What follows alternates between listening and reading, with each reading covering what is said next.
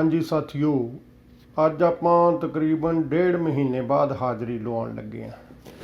मैनू 1.5 महीना हो गया तकरीबन इत्थे वख-वख शहरां दे विच मैं गया सी मिलण वास्ते साथियां नूं, इस करके मैं हाज़री नहीं लवा सकिया।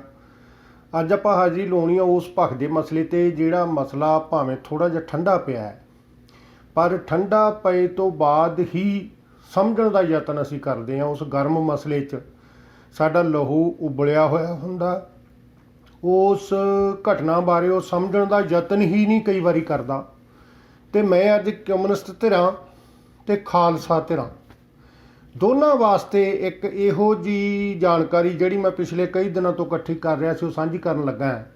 हो सकदा शायद उहदे चों जेकर 20 मिनटां दी वीडियो सुनी जावे ਤਾਂ 20 ਮਿੰਟਾਂ 'ਚ ਕਮਿਊਨਿਸਟ ਧਿਰਾਂ ਨੂੰ ਤੇ ਖਾਲਸਾ ਧਿਰਾਂ ਨੂੰ ਜਾਂ ਸ਼ਹੀਦ ਭਗਤ ਸਿੰਘ ਦੇ ਆਪਾਂ ਕਹਿ ਸਕਦੇ ਹਾਂ ਆਲੋਚਕਾਂ ਨੂੰ ਤੇ ਉਹਦੇ ਪੱਖੀਆਂ ਨੂੰ ਕੋਈ ਨਾ ਕੋਈ ਸਮਝ ਪੈ ਸਕੇ ਵੀ ਅਸਲ 'ਚ ਜੰਮਣ ਤੋਂ ਲੈ ਕੇ ਬੱਚੇ ਦੀ ਵਿਚਾਰਧਾਰਾ ਕਿਵੇਂ ਕਿਵੇਂ ਕਦੋਂ ਕਦੋਂ ਕਿੱਥੇ ਕਿੱਥੇ ਬਦਲਦੀ ਹੈ। ਜੇ ਅਸੀਂ 2 ਸਾਲ ਤੱਕ 1.5 ਸਾਲ ਤੱਕ ਬਿਸਤਰ ਤੇ ਪਿਸ਼ਾਬ ਕਰਦੇ ਹਾਂ ਤਾਂ ਉਹਨੂੰ ਬਚਪਨ ਹੀ ਗਿਣਿਆ ਜਾਂਦਾ, पर जेकर 5-7 साल के होके भी असी पेशाब करते हैं तो सानू कोई ना कोई नुक्स गिणिया जाता भी कोई ना कोई ये कोई ना कोई ये दिमाग च कोई उलझन है वो कढ़ देंदे आ आम करके डॉक्टर, उन्होंने एक बीमारी गिणिया जाता है। इस तरह समय समय पर भगत सिंह की विचारधारा किवें किवें बदली। आपां पिछोकड़ तो लगदे हां थोड़ा जिहा, इहदे पिछोकड़ की सी, कित्थों कित्थों किवें किवें इहदे घर दे विच किहड़ी विचारधारा ने दस्तखत दित्ती ते उस विचारधारा दे नाल भगत सिंह दे विचारां दा बदलना भी जरूरी सी। शहीद भगत सिंह दा जिहड़ा नकड़ दादा आपां कह सकदे हां, इहदे दादे दा भी गां दादा वो विसाखी ते साडे 10वें गुरु गोबिंद सिंह तो अमृतपान करके आउंदा। मतलब इस तो सानू ये विचार जरूर सामने आउंदा है भी समय समय दीयां लहरां ਜਿਹੜੀਆਂ भी भारत ਦੇ ਵਿੱਚ ਚੱਲੀਆਂ ਉਹਨਾਂ ਤੋਂ ਸਾਰੀਆਂ ਤੋਂ ਇਹ ਸੁਚੇਤ ਲਾਣਾ ਪ੍ਰਭਾਵਿਤ ਹੁੰਦਾ ਰਿਹਾ ਤੇ ਗੁਰੂ ਗੋਬਿੰਦ ਸਿੰਘ ਦੀ ਉਸ ਵਿਸਾਖੀ ਵਾਲੇ ਦਿਨ ਅੰਮ੍ਰਿਤ ਛਕਾਉਣ ਦੀ ਲਹਿਰ ਤੋਂ ਵੀ ਪ੍ਰਭਾਵਿਤ ਹੋ ਕੇ ਉਹ ਅੰਮ੍ਰਿਤ ਛਕ ਕੇ ਆਉਂਦਾ। ਅਰਜਨ ਸਿੰਘ ਤੱਕ ਮੈਂ ਉਹ ਸਾਰੀ ਸਾਰਨੀ ਦੇਵਾਂਗਾ, ਇਹਦੇ 'ਚ ਤੁਸੀਂ ਪੜ੍ਹ ਲਿਓ, ਮੈਂ ਸਾਰਨੀ ਦੇਵਾਂਗਾ ਸਾਰੀ ਵੀ ਉਦੋਂ ਬਾਅਦ ਕਿਹੜੇ ਕਿਹੜੇ ਇਹਨਾਂ ਦੇ ਪਰਿਵਾਰ 'ਚ ਕਿਵੇਂ ਕਿਵੇਂ ਵਾਪਰਿਆ। ਆਪਾਂ ਸਿੱਧੇ ਅਰਜਨ ਸਿੰਘ ਤੇ ਇਸ ਕਰਕੇ ਆਏ ਹਾਂ ਕਿਉਂਕਿ ਅਰਜਨ ਸਿੰਘ ਦਾਦਾ ਸੀਗਾ ਪਰ ਸ਼ਹੀਦ ਭਗਤ ਸਿੰਘ ਦਾ, ਤੇ ਅਰਜਨ ਸਿੰਘ ਵੇਲੇ ਇਹਨਾਂ ਦੇ ਘਰ ਦੀ ਵਿਚਾਰਧਾਰਾ ਕਿਵੇਂ ਬਦਲੀ। ਉਦੋਂ ਮਤਲਬ ਤੁਸੀਂ ਹਿਸਾਬ ਲਾਓ ਵੀ ਇਹ ਖਾਨਦਾਨ ਦਾ ਉਸ ਤੋਂ ਬਾਅਦ ਨਿਹਾਲ ਸਿੰਘ ਦੇ ਅੰਮ੍ਰਿਤ ਛਕਣ ਤੋਂ ਬਾਅਦ ਇਹਨਾਂ ਦੇ ਪਰਿਵਾਰ ਦਾ ਹਰ ਵੱਡਾ ਵਿਅਕਤੀ ਵੱਡਾ ਪੁੱਤ आनंदपुर जाके अमृत छकदा रहा। इन्हां दे अमृत की कहानी अमृत छकण की कहानी उस मतलब जिहड़ा जुल्म के खिलाफ लड़न वास्ते खालसा पैदा किया सी गुरु गोबिंद सिंह ने, ते जुल्म के खिलाफ उन्हां दे नाल लड़न की खड़न की कहानी है इस परिवार की। इन्हां दे पिता दे जवान होण वेले आर्या समाजी लहर आ गई। लाजमी है भी आर्या समाज की जो लहर आई आ वो भी मूर्तियां का खंडन, भावें ਉਹਦੇ 'ਚ ਉਹ ਜਿਹੜਾ ਅੱਜ ਕੱਲ੍ਹ RSS ਦਾ ਰਾਸ਼ਟਰੀਕਰਨ ਦਾ ਹੈ ਕੁਛ, ਉਹਦੇ 'ਚ ਉਹ ਵੀ ਉਹ ਛੁਪਿਆ ਹੋਇਆ ਏਜੰਡਾ ਉਹਨਾਂ ਦਾ ਸੀ। ਪਰ ਉਸ ਆਰੀਆ ਸਮਾਜੀ ਲਹਿਰ ਤੋਂ ਪ੍ਰਭਾਵਿਤ ਹੋ ਕੇ ਜਿਹੜੇ ਇਹਨਾਂ ਦੇ ਦਾਦਾ ਸੀ ਅਰਜਨ ਸਿੰਘ ਉਹ ਆਰੀਆ ਸਮਾਜੀ ਬਣ ਗਏ। ਉਹ ਇਕੱਲੇ ਨਹੀਂ ਬਣੇ, ਉਸ ਲਹਿਰ ਤੋਂ ਪ੍ਰਭਾਵਿਤ ਹੋ ਕੇ ਤੁਸੀਂ ਹਿਸਾਬ ਲਾਓ ਵੀ ਭਾਈ ਗੁਰਮੁਖ ਸਿੰਘ ਬਹੁਤ ਚੰਗੇ ਸਾਡੇ ਪ੍ਰਚਾਰਕ ਸੀ, ਤੇ ਦਿੱਤ ਸਿੰਘ ਜਿਹੜੇ ਅਖਬਾਰ ਕੱਢਦੇ ਰਹੇ ਆ ਬਹੁਤ ਚੰਗੀ ਉਹਨਾਂ ਦੀ ਸਮਝ ਸੀ, ਤੇ ਉਹ ਮੁੜ ਕੇ ਬਹਿਸਾਂ ਵੀ ਕਰਦੇ ਰਹੇ ਆਰੀਆ ਸਮਾਜ ਦੇ ਨਾਲ ਸਿੱਖ ਧਰਮ ਦੇ ਬਾਰੇ ਬਹਿਸਾਂ ਵੀ। ਪਰ ਪਹਿਲਾਂ ਉਹ ਆਰੀਆ ਸਮਾਜ ਤੋਂ ਪ੍ਰਭਾਵਿਤ ਹੋ ਕੇ ਉਹਦੇ 'ਚ ਚਲੇ ਗਏ। ਪਰ ਜਦੋਂ ਆਰੀਆ ਸਮਾਜ ਦਾ ਇੱਕ ਲਿਖਤ ਗ੍ਰੰਥ ਆਉਂਦਾ, ਉਹ ਮੈਂ ਗ੍ਰੰਥ ਦਾ ਨਾਮ ਵੀ ਇੱਥੇ ਦਊਂਗਾ, ਮੈਨੂੰ ਹੁਣ ਯਾਦ ਨਹੀਂ ਮੌਕੇ 'ਤੇ ਮੈਂ ਦੇਊਂਗਾ ਨਾ।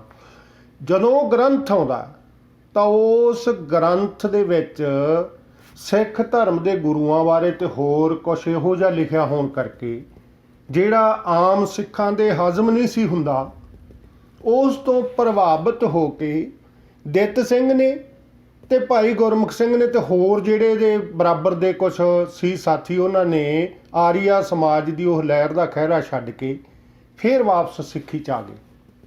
ਇਹ ਵੀ ਇੱਕ ਜਿਵੇਂ ਕਹਿ ਦਈਏ ਸੱਚਾਈ ਹੈ। ਪਰ ਅਰਜਨ ਸਿੰਘ ਉਹ ਤੋਂ ਪ੍ਰਭਾਵਿਤ ਰਹੇ। ਉਸੇ ਤੋਂ ਪ੍ਰਭਾਵਿਤ ਹੋਣ ਦੀ ਇੱਕ ਘਟਨਾ ਮੈਂ ਹੋਰ ਦੱਸ ਗਿਆ ਵੀ ਜਦੋਂ ਸ਼ਹੀਦ ਭਗਤ ਸਿੰਘ ਹੋਣੀ ਛੋਟੇ ਸੀ ਤਾਂ ਆਰੀਆ ਸਮਾਜੀ ਆਮ ਕਰਕੇ ਹਵਨ ਵੀ ਕਰਦੇ ਸੀ ਤੇ ਪਹਿਲੇ ਬੱਚਿਆਂ ਦਾ ਮੁੰਡਨ ਵੀ ਕਰਦੇ ਸੀ। ਮੁੰਡਨ ਵੀ ਕਰਦੇ ਸੀ ਤੇ ਹਵਨ ਵੀ ਕਰਦੇ ਸੀ। ਉਹ ਜਦੋਂ ਮਤਲਬ ਮੁੰਡਨ ਤੇ ਹਵਨ ਕਰਾਉਣ ਵਾਸਤੇ ਸ਼ਹੀਦ ਭਗਤ ਸਿੰਘ ਨੂੰ ਲਿਜਾਣ ਦੀ ਗੱਲ ਘਰੇ ਚੱਲਦੀ ਹੈ। ਘਰੇ ਚਲਦੀ ਦੌਰਾਨ ਭਗਤ ਸਿੰਘ ਦੀ ਦਾਦੀ ਅਰਜਨ ਸਿੰਘ ਨਾਲ ਇਸ ਗੱਲੋਂ ਲੜਦੀ ਆ। ਉਹ ਆਂਦੀ ਮੈਂ ਇਹਨਾਂ ਦਾ ਮੁੰਡਨ ਨਹੀਂ ਕਰਾਉਣ ਦੇਣਾ। ਮਤਲਬ ਕੀ ਹੈ ਵੀ ਸਿੱਖ ਧਰਮ ਦਾ ਪ੍ਰਭਾਵ ਅਜੇ ਘਰ 'ਚ ਹੈਗਾ, ਭਾਵੇਂ ਆਰੀਆ ਸਮਾਜ ਦਾ ਵੀ ਹੈਗਾ, ਪਰ ਸਿੱਖ ਧਰਮ ਦਾ ਪ੍ਰਭਾਵ ਵੀ ਘਰ 'ਚ ਹੈਗਾ। ਉਹ ਕੇਸਾਂ ਨੂੰ ਕਟਾਉਣ ਨਹੀਂ ਦਿੰਦੀ ਉਹਦੀ ਦਾਦੀ। ਇੱਥੋਂ ਤੱਕ ਦੀ ਕਹਾਣੀ ਮੈਂ ਤੁਹਾਨੂੰ ਪਿਛਲੀ ਤਾਂ ਸੁਣਾਈ ਹੈ ਵੀ ਉਦੋਂ ਤੱਕ ਸ਼ਹੀਦ ਭਗਤ ਸਿੰਘ ਆਪ ਕੋਈ ਫੈਸਲਾ ਲੈਣ ਜੋਗਾ ਨਹੀਂ ਸੀ।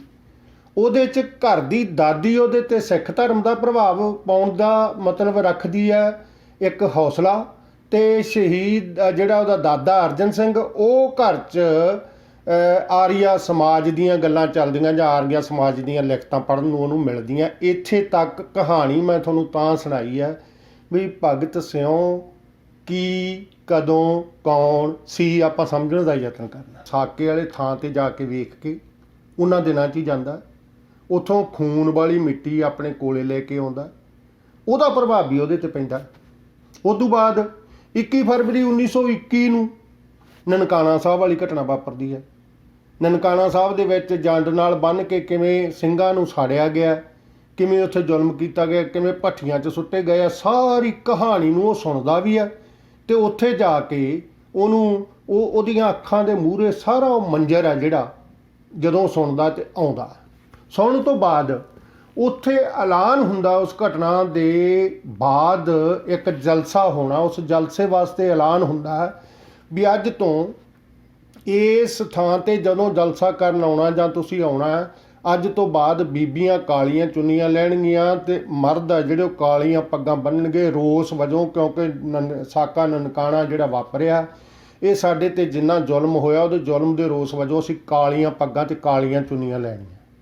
ਅਤੇ ਸ਼ਹੀਦ ਭਗਤ ਸਿੰਘ ਕਾਲੀ ਪੱਗ ਬੰਨ੍ਹਣ ਲੱਗਦਾ। ਉਦੋਂ ਬਾਅਦ ਉਹ ਲੰਮਾ ਸਮਾਂ ਕਾਲੀ ਪੱਗ ਬੰਨ੍ਹਦਾ। ਮਤਲਬ ਉਹ ਸਮੇਂ ਦੀਆਂ ਵਾਪਰ ਰਹੀਆਂ ਘਟਨਾਵਾਂ ਜਿਹੜਾ ਜ਼ੁਲਮ ਉਹਦੀਆਂ ਅੱਖਾਂ ਦੇ ਸਾਹਮਣੇ ਹੁੰਦਾ, ਉਸ ਜ਼ੁਲਮ ਦੇ ਦੌਰਾਨ ਉਹਦੀ ਵਿਚਾਰਧਾਰਾ ਕਿੱਥੇ ਕਿੱਥੇ ਕਿਵੇਂ ਬਦਲਦੀ ਆ, ਇਸ ਦਾ ਆਪਾਂ ਧਿਆਨ ਰੱਖਣਾ ਵੀ ਉਹਦੀ ਵਿਚਾਰਧਾਰਾ ਨੂੰ ਕਾਮਰੇਡਾਂ ਦੀ ਵਿਚਾਰਧਾਰਾ ਆਖੀਏ, ਸਿੱਖਾਂ ਦੀ ਵਿਚਾਰਧਾਰਾ ਆਖੀਏ, ਜਾਂ ਉਹਨੂੰ ਆਰੀਆ ਸਮਾਜੀਆਂ ਦੀ ਵਿਚਾਰਧਾਰਾ ਆਖੀਏ, ਕਿਹੜੀ ਵਿਚਾਰਧਾਰਾ ਕਦੋਂ ਉਹਦੇ ਅੰਦਰ ਦਿਮਾਗ 'ਚ ਵੜਦੀ ਆ, ਉਹਦਾ ਆਪਾਂ ਜ਼ਰੂਰ ਨਾਲ ਦੀ ਨਾਲ ਧਿਆਨ ਰੱਖਣਾ।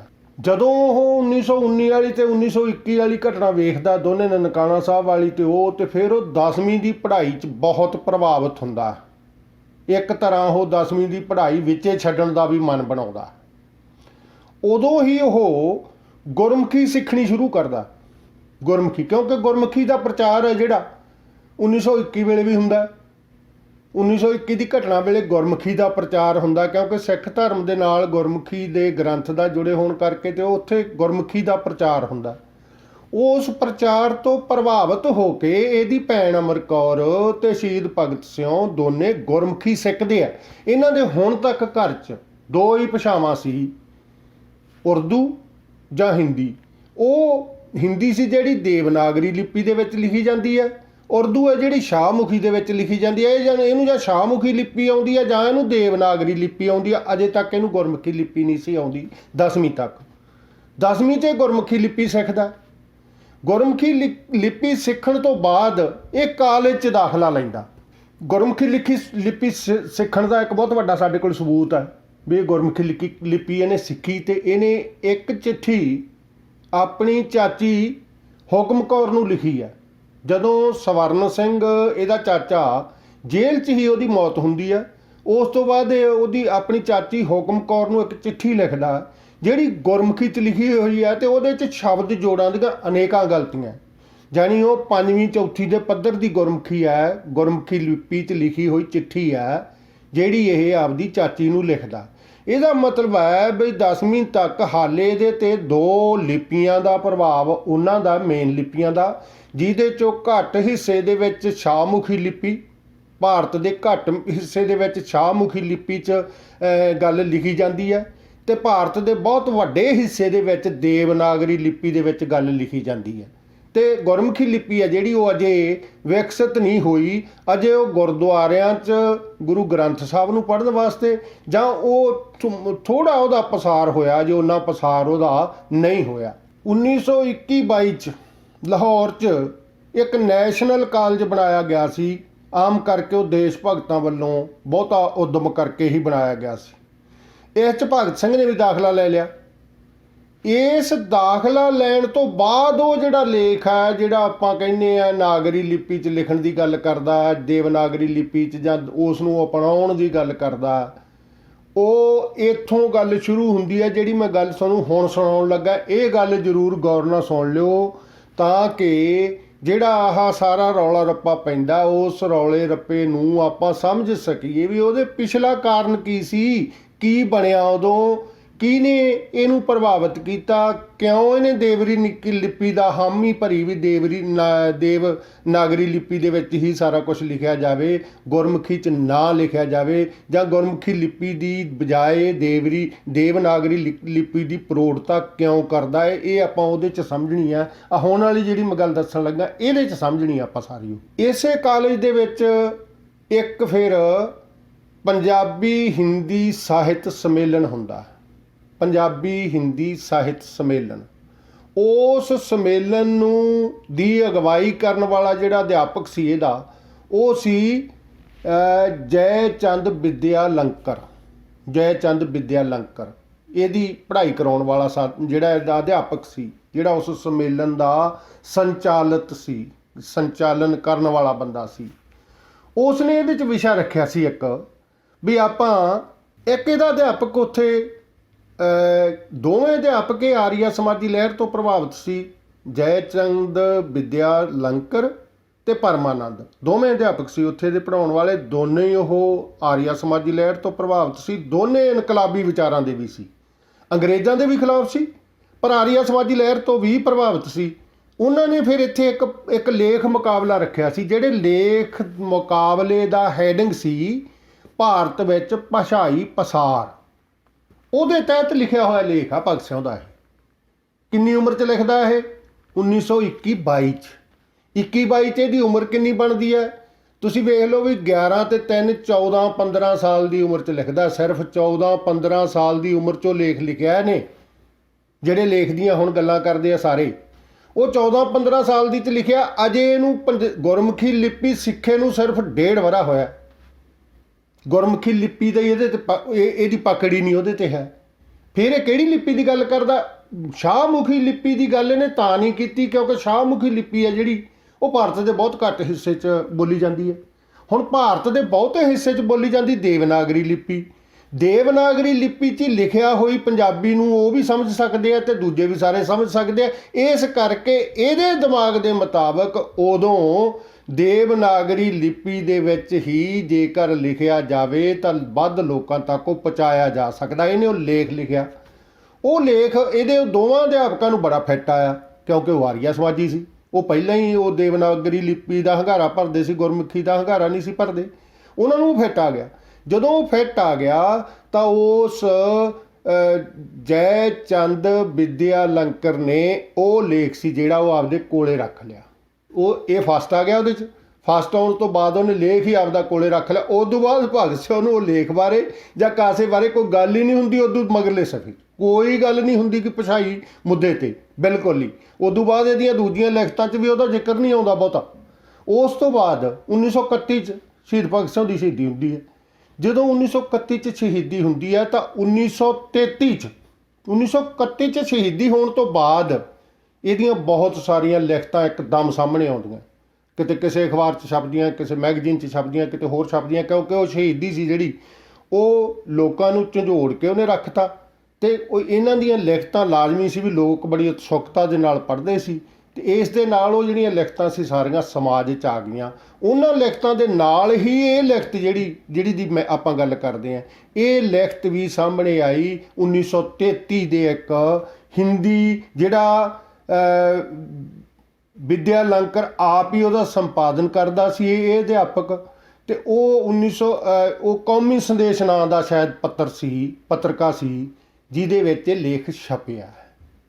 ਹੁਣ ਤੁਸੀਂ ਸਾਥੀਓ ਆਪ ਫੈਸਲਾ ਕਰਨਾ ਹੈ ਵੀ ਜਿਹੜੇ ਬੱਚੇ ਦੀ ਉਮਰ 13-14 ਸਾਲ ਹੈ ਤੇ ਉਹ ਦੋ ਲਿਪੀਆਂ ਸ਼ਾਹਮੁਖੀ ਤੇ ਦੇਵਨਾਗਰੀ ਚੰਗੀ ਤਰ੍ਹਾਂ ਜਾਣਦਾ, ਚੰਗੀ ਪਕੜ ਆ ਉਹਦੇ ਤੇ, ਫਿਰ ਉਹਨੂੰ ਤੋਲਦਾ ਵੀ ਦੇਵਨਾਗਰੀ ਕਿੰਨੇ ਇਲਾਕੇ 'ਚ ਬੋਲੀ ਜਾਂਦੀ, ਭਾਰਤ ਦੇ ਪੜ੍ਹੀ ਜਾਂਦੀ ਹੈ, ਦੇਵਨਾਗਰੀ ਵਰਤੀ ਜਾਂਦੀ ਹੈ, ਤੇ ਜਿਹੜੀ ਸ਼ਾਹਮੁਖੀ ਆ ਉਹ ਭਾਰਤ ਦੇ ਕਿੰਨੇ ਹਿੱਸੇ 'ਚ ਵਰਤੀ ਜਾਂਦੀ ਹੈ, ਤੇ ਗੁਰਮੁਖੀ ਆ ਜਿਹੜੀ ਭਾਰਤ ਦੇ ਕਿੰਨੇ ਹਿੱਸੇ 'ਚ ਵਰਤੀ ਜਾਂਦੀ ਹੈ। ਉਹਦਾ ਪ੍ਰਭਾਵ ਗੁਰਮੁਖੀ ਦਾ ਹਾਲੇ ਉਹਦੇ ਤੇ 1.5 ਵਰ੍ਹੇ ਦਾ ਪ੍ਰਭਾਵ ਹੈ, 1.5 ਵਰ੍ਹੇ ਦਾ। ਜੇ ਆਪਾਂ ਅੱਜ ਦੀ ਗੱਲ 'ਚ ਕਰ ਲਈਏ ਵੀ ਜੇਕਰ 10ਵੀਂ 'ਚ ਕੋਈ ਬੱਚਾ ਪੜ੍ਹਦਾ, 6ਵੀਂ 'ਚ ਸਾਨੂੰ ਹਿੰਦੀ ਲੱਗਦੀ ਹੈ, ਦੇਵਨਾਗਰੀ ਲਿਪੀ ਸਾਨੂੰ 6ਵੀਂ 'ਚ ਲੱਗਦੀ ਸੀ। ਜੇ ਅਸੀਂ ਜੇ ਕਿਸੇ ਬੱਚੇ ਦੇ ਉਹਦੇ ਲੇਖ ਦੀ ਗੱਲ ਕਰ ਲਈਏ, ਉਹਨੇ ਲੇਖ ਲਿਖਣਾ ਹੋਵੇ ਜਾਂ ਲੇਖ 'ਚ ਕਿਸੇ ਗੱਲ ਦੀ ਪ੍ਰੋੜਤਾ ਕਰਨੀ ਹੋਵੇ ਤਾਂ ਉਹ ਪਹਿਲੀ ਤੋਂ ਲਾ ਕੇ 6ਵੀਂ ਤੱਕ ਜਿਹੜੀ ਉਹਨੇ ਗੁਰਮੁਖੀ ਲਿਪੀ ਪੜ੍ਹੀ ਆ ਉਹਦੀ ਹੀ ਪ੍ਰੋੜਤਾ ਕਰੂਗਾ। 6ਵੀਂ ਤੋਂ ਲੱਗ ਕੇ 7ਵੀਂ ਤੱਕ ਦੇਵਨਾਗਰੀ ਲਿਪੀ ਤੇ ਨਾ ਉਹਦੀ ਪਕੜ ਬਣੀ ਆ, ਨਾ ਹੀ ਉਹਦੀ ਪ੍ਰੋੜਤਾ ਕਰੂਗਾ। ਇਹ ਹੀ ਇੱਕ ਇਹਦਾ ਪਿਛਲਾ ਆਧਾਰ ਹੈ। ਇਹਨੂੰ ਜਿੰਨਾ ਮਰਜ਼ੀ ਤੁਸੀਂ ਵਧਾ ਲਓ, ਜਿੰਨਾ ਮਰਜ਼ੀ ਉਹ ਕਹਿ ਦੇਣੇ ਤਾਂ ਆਹ ਸੀ, ਇਹ ਤਾਂ ਉਹ ਸੀ, ਅਸਲ ਇਹਦਾ ਜਿਹੜਾ ਵਿਗਿਆਨਕ ਚੀਰ-ਫਾੜ ਹੈ ਉਹ ਇਹ ਹੈ। ਇਹਨੂੰ ਕਿੱਥੋਂ ਤੱਕ ਮੰਨਣਾ? ਮੈਂ ਸਾਥੀਆਂ ਨੂੰ ਸਿਰਫ ਕਹੂੰਗਾ ਵੀ ਅੱਜ ਦਾ ਸੁਣ ਕੇ ਇਹਦੀਆਂ ਉਹ ਲਿਖਤਾਂ ਜਿਹੜੀਆਂ ਘੱਟੋ ਘੱਟ ਲਿਖਤਾਂ ਪੜ੍ਹ ਕੇ ਆਪਾਂ ਵਿਰੋਧ ਕਰੀਏ ਤਾਂ ਵਿਰੋਧ, ਜਿਵੇਂ ਮੈਂ ਜੋਤਿਸ਼ ਸਿੱਖ ਕੇ ਜੋਤਿਸ਼ ਦਾ ਵਿਰੋਧ ਕਰਨ ਲੱਗਾ, ਮੈਂ ਉਹ ਉਵੇਂ ਨਹੀਂ ਵਿਰੋਧ ਕਰਨ ਲੱਗ ਗਿਆ ਵੀ ਮੈਨੂੰ ਜੋਤਿਸ਼ ਆਉਂਦਾ ਨਹੀਂ ਤੇ ਮੈਂ ਜੋਤਿਸ਼ ਦਾ ਵਿਰੋਧ ਕਰਾਂ। ਪਹਿਲਾਂ ਮੈਂ ਸਿੱਖਿਆ, ਉਹਦੀਆਂ ਕਿਤਾਬਾਂ ਪੜ੍ਹੀਆਂ, ਫਿਰ ਹੀ ਉਹਦਾ ਵਿਰੋਧ ਕਰਨ ਲੱਗਾ। ਸ਼ਹੀਦ ਭਗਤ ਸਿੰਘ ਦੀਆਂ ਲਿਖਤਾਂ ਪੜ੍ਹ ਕੇ ਜੇਕਰ ਤੁਸੀਂ ਉਹਦੀ ਆਲੋਚਨਾ ਕਰੋਗੇ ਤਾਂ ਬਹੁਤ ਚੰਗਾ ਰਹੂਗਾ। ਮਿਹਰਬਾਨੀ, ਧੰਨਵਾਦ ਸਾਰੇ ਸਾਥੀਆਂ ਦਾ। ਕਿਰਪਾ ਕਰਕੇ ਚੈਨਲ ਨੂੰ ਸਬਸਕ੍ਰਾਈਬ ਤੇ ਸ਼ੇਅਰ ਕਰ ਦਿਓ। ਤੇ ਅਗਲਾ ਜਿਹੜੀਆਂ ਭਗਤ ਸਿੰਘ ਦੇ ਅਗਲਾ ਆਪਾਂ ਸਾਰਾ ਕੁਝ ਦੱਸਣਾ ਵੀ ਕਿਵੇਂ ਕਿਵੇਂ ਕੀ ਕੁਝ ਵਾਪਰਿਆ ਤੇ ਇਹ ਨਾਸਤਿਕ ਕਿਉਂ ਬਣਿਆ, ਕਿਵੇਂ ਬਣਿਆ, ਇਹ ਅਗਲੀ ਵੀਡੀਓ 'ਚ ਮੈਂ ਦੱਸੂਗਾ। ਮਿਹਰਬਾਨੀ, ਬਹੁਤ ਧੰਨਵਾਦ ਸਾਰੇ ਸਾਥੀ।